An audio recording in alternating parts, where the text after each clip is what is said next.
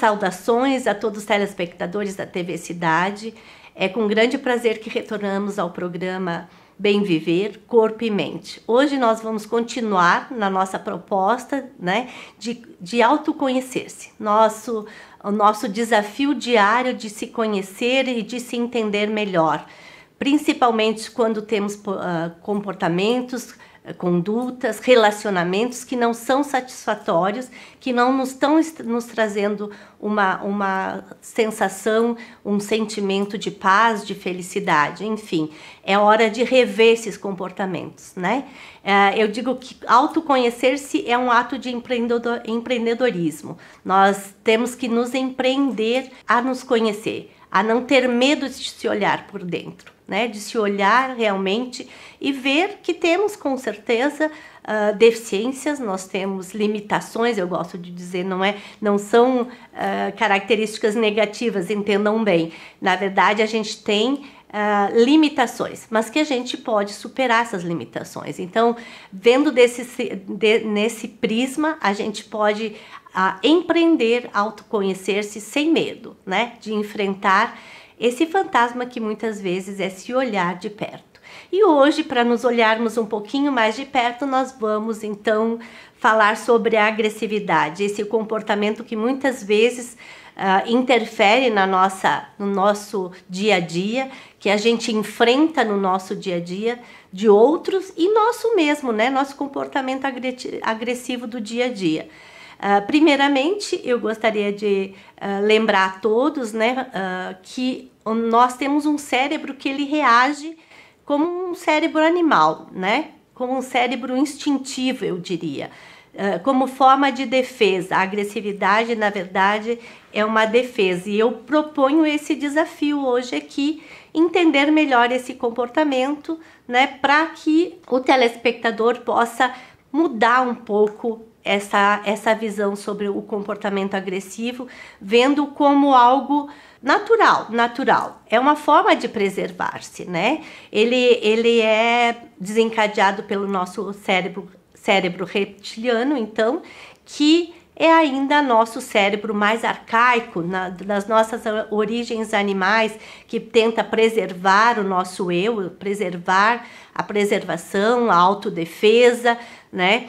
A perpetuação da espécie, enfim, esse cérebro que nos comanda muitas vezes, que a gente não tem muito controle dele. E o desafio é entendê-lo, né, para controlá-lo melhor. Juntamente com o cérebro reptiliano, a gente vai encontrar o cérebro límbico, que é responsável pelas nossas emoções. E essas emoções, enfim, elas controlam muitas vezes o nosso cérebro reptiliano, né? Fazendo com que ele se sinta em ameaça, estando em ameaça, quando a ameaça não é real, ela é só fantasiosa, baseada nos nossos traumas e nossos embotamentos emocionais. Quando a gente não consegue avaliar a realidade nua e crua e ver ela sobre o prisma dos nossos traumas. Esse comportamento, né, baseado no nosso cérebro límbico, então, ele encara uma ameaça interna, que é baseada nesses traumas, como algo externo. E para se defender dessa ameaça externa, o cérebro reptiliano se põe em defesa, ele agride. Como o animal, que quando se sente ameaçado, ele agride, ele ataca até mesmo diante de uma situação para se defender, antes que aconteça o ataque, né? É uma forma de defesa. O comportamento agressivo foi condicionado, foi aprendido por nós, através, então, dessas situações de desamor, muitas vezes, de abandono parental, de pai e mãe, de alguma forma que nos trouxeram esse sentimento de não pertencer, de não ser aceito, de não ser amado, de não ser importante de alguma forma. Então, quando alguém nos agride, desperta em nós essa capacidade, essa forma de defesa, né, que é o comportamento agressivo e que bota de lado o nosso cérebro, o neocórtex, na verdade, né, que é a camada mais externa do nosso cérebro e que é a parte evolutiva, que é o comportamento racional. enfim, nós não conseguimos pensar, raciocinar em cima da situação e apenas reagimos de uma forma ou de outra. Numa situação como aconteceu, né, a gente pode falar do exemplo do rapaz que matou 3 pessoas da mesma família. De alguma forma ele se sentiu ameaçado, alguma forma, né, eu não estou querendo culpabilizar ninguém, mas responsabilizar, entender que houve um processo ali. Eu desafio o telespectador a pensar que o causador de comportamentos agressivos, até extremos, como esse caso do assassinato, né, do homicídio de 3 membros da mesma família, como um comportamento que deve ser tratado e não punido. Né? A gente sabe que tem muitas experiências, né? Aliás, a maioria das experiências de confinamento de pessoas que cometeram atos ilícitos, né? Trazem só malefícios, aliás, traz só uma situação de revolta e que essa pessoa sai muitas vezes pior do que entrou. Temos N exemplos de situações que deram certo, né? Até mesmo dentro desse sistema, de que pode acontecer que essa pessoa, diante desse trauma de ser preso, de estar cumprindo uma pena, ela se reorganize, ela passe a entender, né? E a perceber que aquele comportamento que ela vinha tendo não era um comportamento que trazia paz ou tranquilidade, simplesmente era um comportamento patológico que levava ela a sofrimento, tinha muito sofrimento envolvido. Então, o meu desafio é tentar com que o telespectador, né, que você que está aí no outro lado da câmera, que possa entender esse comportamento e quando estiver sob uma situação, né, de agressividade, que possa se defender, que possa cortar o ciclo da agressividade, né?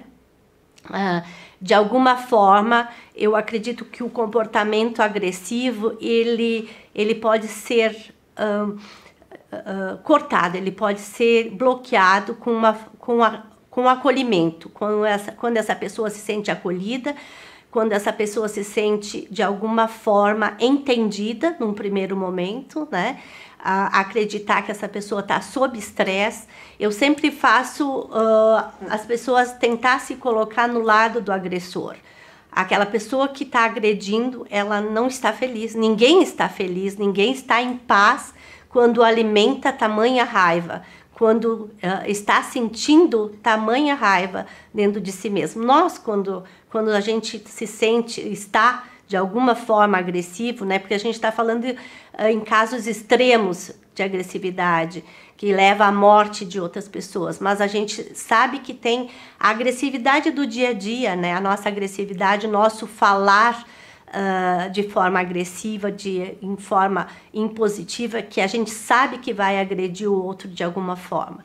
Então, controlar esse comportamento, saber que a gente pode se colocar no lugar do outro, é uma forma de evolução, de autoconhecer-se e poder, de alguma forma, né, viver melhor, viver mais saudável, menos patológico, eu digo, porque dentro de uma sociedade onde prega, onde valoriza muitas vezes esse comportamento agressivo que tu tem que defender, tem que devolver, aliás, na mesma moeda, que a gente tem que agredir o nosso agressor, isso se torna, de alguma forma, patológico, doentio, e a gente não consegue sair desse ciclo.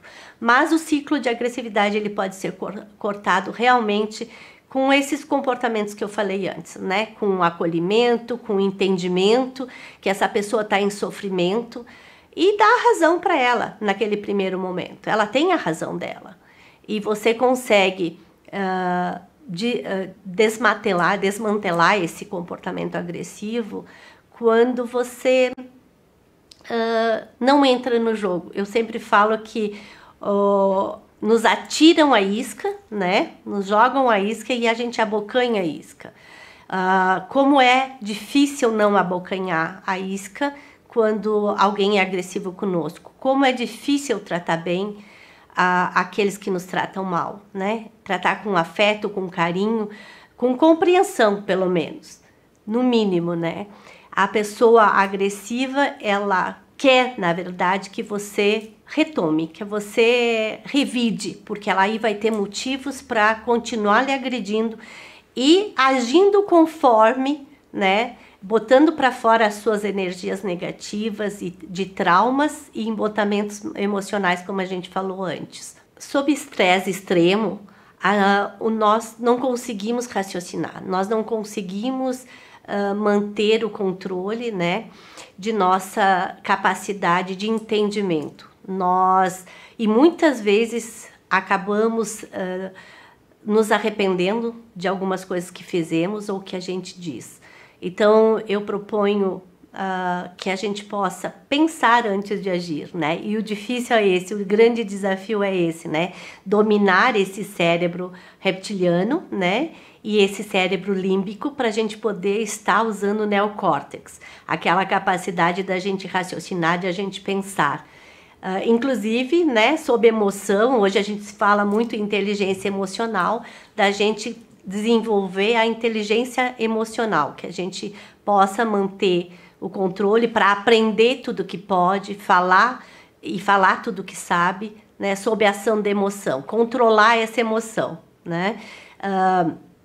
Eu gostaria de falar sobre também quais os tipos de comportamento agressivo que a gente pode entender, né? Porque a gente conhece aquele comportamento agressivo que é o falar com agressividade, enfim, o bater, ou até usar uma arma de fogo, ou qualquer tipo de arma para agredir. Mas existe um outro comportamento agressivo que ele é menos palpável, ele está nas entrelinhas. E muitas vezes é um olhar, né? Um olhar de reprovação, é um olhar que nos torna impotentes, incapazes, nos deixa nos sentindo, a gente se sentir incapaz, impotente. É um olhar de desprezo. Muitas vezes a pessoa se sente desprezada, não reconhecida como pessoa, enfim. Então, de alguma forma, existem outros comportamentos que não só aquele agressivo extremo, né? Aquela agressividade externa, mas comportamentos agressivos, eles podem ser muito menos visíveis, né? E também provocar situações agressivas físicas em contrapartida. Uma situação de um aluno que tinha, que uma professora conhecida trabalhava numa escola e nos trouxe é que tinham 2 alunos que brigavam sempre durante o recreio, na hora do futebol, né? E normalmente aquele que tinha um que batia, que acabava saindo, né, na briga mesmo, e acabava batendo num outro colega. E sempre ele era punido, ele era tirado do jogo, ele era de alguma forma punido pelo aquele comportamento agressivo dele.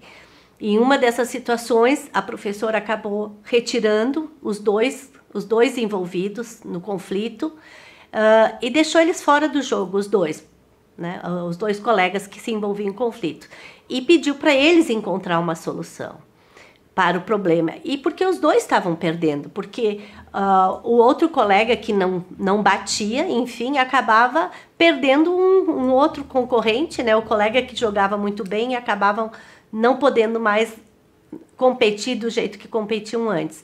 E eles encontraram uma solução, os próprios alunos encontraram uma solução jogando no mesmo time. A ideia que eles tiveram, a criança tem a solução para os seus conflitos. Muitas vezes a gente quer trazer essa solução numa briga, numa situação de conflito, e acaba interferindo numa situação que eles próprios podem. E quando eles fazem parte da solução do problema, há um comprometimento muito maior, né, da criança com a solução desse problema.